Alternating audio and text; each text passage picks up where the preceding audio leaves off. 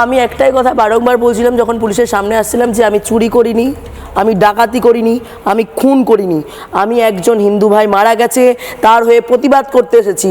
আপনারা যদি প্রতিবাদ করতে না পারেন তাহলে ইউনিফর্ম খুলে ফেলে দিন, আপনাদের এই চাকরি করার কোনো যোগ্যতাই নেই বলে আমি মনে করি। যদি আপনারা এই ইউনিফর্ম পরে থাকেন, যদি আপনারা প্রোটেস্ট নাই করতে পারেন, আমার মনে হয় তাহলে এইভাবে আমাদেরকে বাধা দেওয়ার দরকার নেই।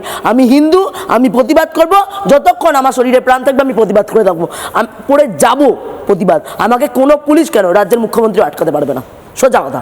আমি আমার প্রতিবাদ করে যাবো। কিন্তু তোমরা কি ভয় পেয়ে গেছো? কারণ যেভাবে তোমাদেরকে টেনে হিচড়ে নিয়ে যাওয়া হলো, এখনও তোমাদের সহযোদ্ধা যারা রয়েছেন তারা জেলে রয়েছেন, মানে মোরালিটি ভেঙে গেল হিন্দুদের।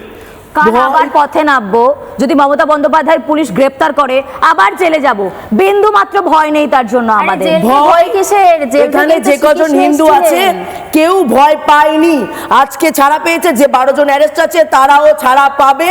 এবং এর পরেও বাংলার যদি কোনো, যেমন দীপু চন্দ্র দাসকে নিয়ে আমরা প্রতিবাদ করছি, বাংলায় যদি কোনো হিন্দু খুন হয়েছে, কোনো হিন্দুকে কেউ খুন করেছে, সেটাও আমার মনে হয় এই সনাতনী হিন্দুরাই দেখে নেবে লাভ করবে।